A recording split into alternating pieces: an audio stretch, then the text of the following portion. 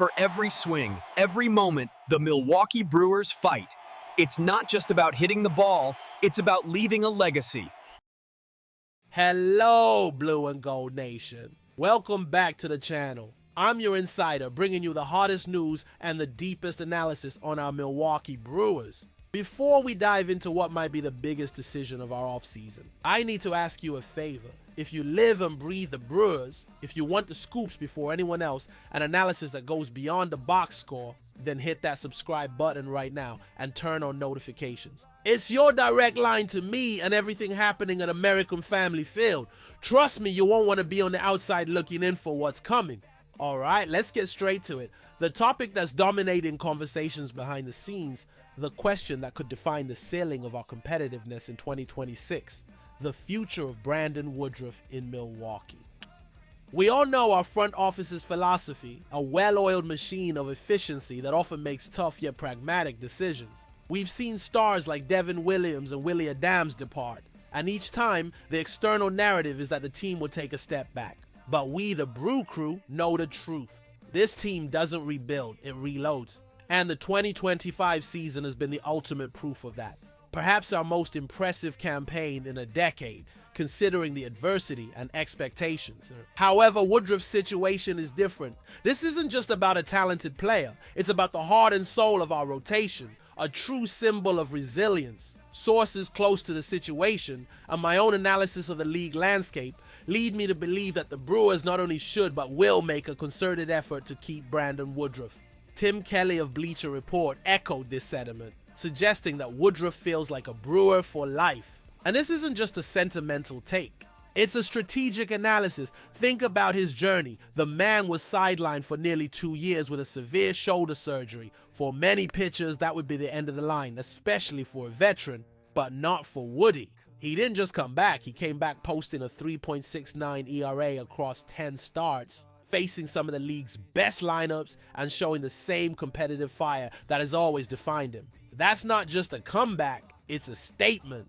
It's the embodiment of the grit that defines our franchise. The financial question is always the elephant in the room for a market like ours. We're talking about a player whose market value, even with the injury history, could easily approach a $17.5 million average annual value. On the open market, a team desperate for a top-tier arm might offer a longer, riskier contract. However, this is where strategy comes into play. The Brewers non-tendered him when he became a free agent post-surgery, a pure business decision. But now, the situation has changed. He's proven he's healthy. He's proven he's still an elite pitcher. And crucially, the market might be a bit wary of offering a 4 or 5 year deal to a player with his medical history. This creates a perfect window of opportunity for Milwaukee. A 2 or 3 year contract laden with incentives and at a fair annual value would be the smartest move we could make. It would be a reward for his loyalty and a statement that while we are smart with our money, we also know how to recognize and retain foundational pieces who are irreplaceable in the short term. Keeping Woodruff isn't a luxury. It's a necessity to sustain our championship window. Let's deepen the strategic analysis. Why is keeping Brandon Woodruff a decision that transcends the numbers? Because he represents stability in one of the most volatile positions in the sport. Having Freddie Peralta as our undisputed ace is a blessing, but having a healthy and motivated Brandon Woodruff as the number 2 in the rotation is what turns a good team into an elite team, a true World Series contender. That 1-2 punch is as good as any in the National League. They complement each other, they push each other, and they set a standard of excellence for the young arms coming up through our system.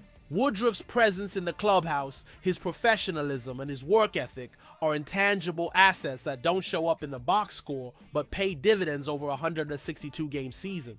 Losing him would mean creating a hole in the rotation that would be incredibly difficult to fill, whether through free agency, which often requires overpaying for lesser talent, or by relying on prospects who are not yet ready for that level of pressure. The counter-argument, the one our front office is surely weighing, is the risk. They follow a model that has worked. Develop talent, extract maximum value, and often trade it before the cost becomes prohibitive.